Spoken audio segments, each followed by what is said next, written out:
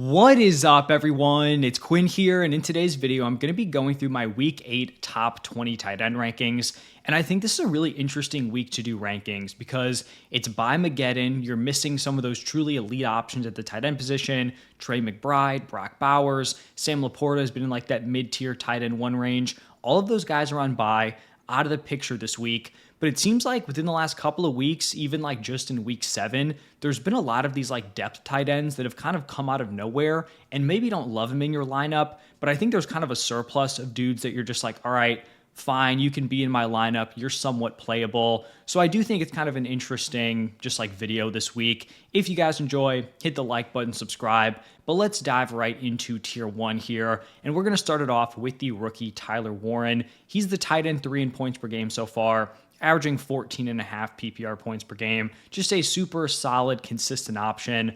I don't think, I'm going to get any flack having him here at number 1.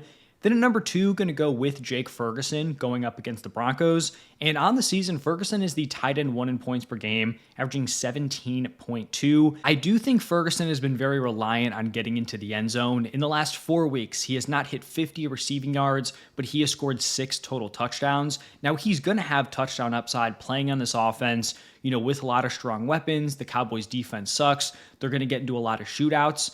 But I don't think he's going to be averaging, 1.5 touchdowns per game moving forward. And with the return of CeeDee Lamb, I do think the floor takes a little bit of a hit. But I mean, he's still the tight end 2. He's obviously going to be a lock in your lineup. And then my final tier 1 option, some people might not like this. It's George Kittle. I know he probably burned you in your lineup in week 7. He certainly burned me in a few spots, just straight up had a goose egg. I'm a believer in the talent. I like this offense. I think George Kittle is going to have, much better games ahead. I mean, it'd be impossible not to, but Kittle I still think is an elite tight end moving forward. Now, looking at tier 2, I honestly had a really difficult time kind of ordering these dudes. I'm going to start it off with Tucker Kraft going up against the Steelers. He's averaging a very strong 13.3 PPR points per game. He actually had a season high with 10 targets in week 7, so that's good to see. I still don't think he has a super high weekly target floor, but he's going to have a lot of touchdown upside and just a really good player. Then a massive riser, and maybe I'm getting ahead of my skis here. I have a Rondé Gadsden as my tight end 5. And like I said, I think you can make a lot of different arguments for these dudes within tier 2. But the pitch for Gadsden is that his usage has been very strong. In week 7, he had a 77% route participation, a true elite breakout game, 9 targets, 7 receptions for 164 yards and a touchdown. And so I'm just looking at him. I was a believer in him as a player. He's looked really good so far this season.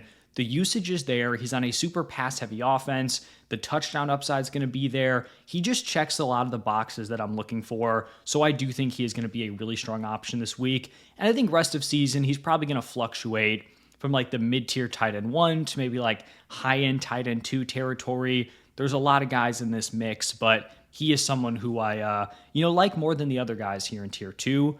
After Gadsden, going to go with Dalton Kincaid going up against the Panthers. On the season, he is the tight end 5 in points per game. The issue with Kincaid is that he's definitely just very reliant on efficiency and getting into the end zone. He is averaging under 5 targets per game, which is really rough. The floor is pretty much non-existent, but he's still going to be a top target on this Bills offense, and he has been pretty productive so far this season. At tight end 7, I'm going to go with Dallas Goedert going up against the Giants, and despite Jalen Hurts having his best passing game of the season, it was actually Dallas Goedert's worst fantasy game, only 4.8 PPR points. His previous low before that was 10.3. I still think he's in the mix here, right? He's going to have touchdown upside. He's on a pretty decent offense, or at least an offense you're hoping is going to continue to pass the ball well like they did in week 7. He had been, a top 3 tight end in points per game coming into this week. I still like him in the mid-tier tight end 1 range. Then I've got Harold Fannin going up against the Patriots. Now, this is under the assumption that David Njoku does not play. If Njoku's back, then I would definitely bump Fannin more into the tier 3 area. But even though he didn't have the smash performance without Njoku, the overall usage was really strong. He had a 91% route participation. That is great. He was the team leader with 5 targets.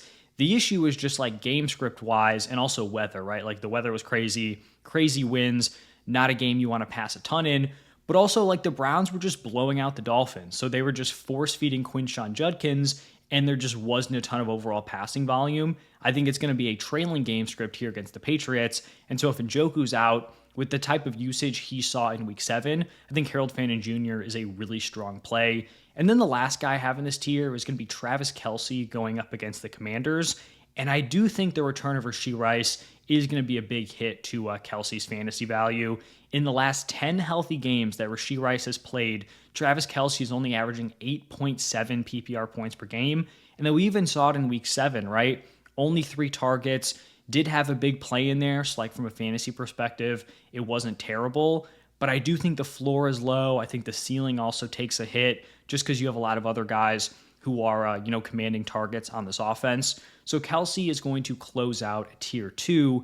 Now moving into a pretty solid size tier 3, I'm going to start it off with Kyle Pitts. This is about in line with how he's produced so far. He's the tight end 11 in points per game. I like the matchup against the Dolphins. The Falcons are top 6 in implied points this week. So Kyle Pitts, nice back end tight end 1. Then I've got Hunter Henry going up against the Browns. He's kind of struggled a little bit last few weeks, under 8 PPR points in 3 straight games, averaging 5.1 targets per game. The overall routes are fine. I think he's on a good passing attack. Obviously, you have Drake May there. We're kind of getting into that range of tight end where it's like they're not getting into the end zone. It might not be the best game. I'm still fine with Henry in like this fringe tight end 1 area. Then I've got Evan Ingram going up against the Cowboys, and someone who kind of like sneakily had their usage increase in week 7. Now, maybe that was because it was just like a locked in trailing game script and he's more of like the pass catching tight end, but he had been hovering around like a 50% route participation. That jumped all the way up to 66% in week 7. The Broncos have the 7th highest implied point total this week. And then Evan Ingram, it's not a super high bar, but like he's been fairly consistently giving you, 7, 8, 9, 10 PPR points. It's nothing crazy, but at this point with some of the bye weeks, you'll take it. Then I've got Noah Fant. First time he's going to appear in these rankings videos, going up against the Jets. And with Mike Gesicki out, Noah Fant's usage was really strong. 76% route participation, 4 targets, 4 receptions for 44 yards and a touchdown. And he was one of only 5 Bengals offensive players who was actually targeted. I want to say Flacco had like 45 or 47 pass attempts, but they were all just so concentrated to Jamar Chase, T. Higgins. You had Yoshi Voss also at the wide receiver position, and then it was Noah Fant and it was Chase Brown. So he's the clear-cut tight end 1 at this point, on a good offense, a team that's going to be pretty pass-heavy. I think he's a fine high-end tight end 2, moving forward. Then I've got Cade Otton going up against the Saints. I could definitely see an argument for Otton being higher. He's logged 3 really solid games in a row, 4 for 81, 5 for 51, and then 7 for 65. I think I'll kind of wait and see on the status of Chris Godwin. I'll say if Chris Godwin is not back, I would definitely consider ranking Cade Otton maybe between like Kyle Pitts and Hunter Henry, because at that point it's like, who is Baker Mayfield throwing to? Cade Otton could definitely be that guy. Also 20 total targets in the last few weeks, so we'll just wait and see on the Chris Godwin status. But if Godwin is out, certainly would bump him up at least a few spots. And then the last guy in this tier is going to be TJ Hawkinson. He hasn't had one of these like huge boom games yet, but he's been fine. Last 4 weeks, at least 7 PPR points, 5+ targets per game. Not the greatest matchup against the Chargers. You're just like hoping for passing volume as like the number 3 target in this offense. Then moving into tier 4, this is definitely like the older veteran tier. Going to start it off with Dalton Schultz going up against the 49ers. This is going to be assuming that Nico Collins does not play, getting a concussion on short notice, on a short week. Not a great sign for him playing. And then Schultz has been targeted at least 6 times in each of the last 4 games. Had a really nice performance in week 7, 10 targets, 9 receptions for 98 yards.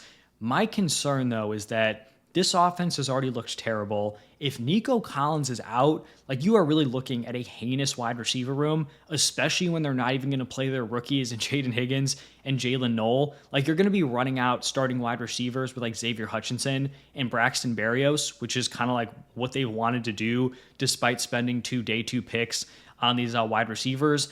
And at that point, it's like there just might be nothing going on through the air. So that is my concern, but I still think he's like a fine tight end 2 option. Then I have Zach Ertz, and I don't really know where to rank Zach Ertz because there's just so many injuries on the offensive side of the ball. If Jaden Daniels plays, Ertz should be ranked much higher than this. I just don't have a ton of confidence in Daniels playing. If Zach Ertz is competing for targets with Terry and Debo with Mariota at quarterback, I feel pretty terrible about that. If it's just him as like the number one target and Terry and Debo are both out, I feel a little bit better. He also has just been much better with Daniels at quarterback, averaging 11.8 points per game compared to just 6.5 with Marcus Mariota in that 2-game sample size. Then I've got Mark Andrews going up against the Bears. I will say if Lamar Jackson does not play this week, you can just toss Mark Andrews right out of these rankings. No interest in playing him without Lamar. But it seems like it's possible Lamar comes back. Ravens are 4th in implied points. He still hasn't practiced yet, though. And then we did see like pre-injury to Lamar before we were getting like Cooper Rush starting. Andrews had a couple of solid games, 6 for 91 and 2 touchdowns, and then 7 for 30 with 8 targets. So we'll just wait on the health status of Lamar Jackson. That'll definitely make or break Mark Andrews this week, at least in my eyes. And then moving into the 5th and final tier, I went a couple players over 20 because there are a few dudes that like we just don't know what's going on with injuries. But I'll start off with Colston Loveland here. And I feel like I've talked about this over the last few weeks, especially in the waiver wire videos, where there's like all these reasons why this next week could be the Colston Loveland breakout. Once again, I think this could be the week. Cole Kmet doesn't look like he's trending towards playing this week. We definitely could be getting, starting routes, starting snaps for Colston Loveland. I'm a believer in the player. This could be his, breakout week. Then I've got Theo Johnson going up against the Eagles. Really strong usage in week 7, 97% route participation. That is very, very high. He has really run hot in the touchdown department, 4 touchdowns in the last 4 games, but he is coming off his first game where he actually eclipsed 35 plus yards. So hopefully he continues building there. Then I've got Juwan Johnson going up against the Buccaneers. Strong start to the season, kind of tapered off. Bounce back in week 7, 84% route participation, 7 targets, 5 receptions for 79 yards. And then the last guy here, Mason Taylor, going up against the Bengals. We'll see what the status is of Garrett Wilson. You can talk yourself into like Mason Taylor being the number 1 target. But man, this passing attack is so bad. Like Fields has gotten benched. Tyrod didn't really look much better in the second half of that week 7 game. And then the last 2 weeks, like he has just not been productive. 4 total receptions for 33 yards. And then also, I guess, like honorable mentions to the Steelers tight ends, Freiermuth, Jonnu Smith. That's kind of what I was talking about at the beginning of this video. Like there's just so many random tight ends that it's like, all right, if I'm desperate, I could throw them in my starting lineup. It's going to be tough to really like nail down, who's actually going to outproduce who. It's pretty much going to be who gets into the end zone. But those are my thoughts on the tight end position this week. Hopefully you can get a decent pickup off the waiver wire potentially to fill in, or you've just already got a strong option. So thank you all for stopping by. If you enjoyed, hit the like button, subscribe, and I'll see you in the next one.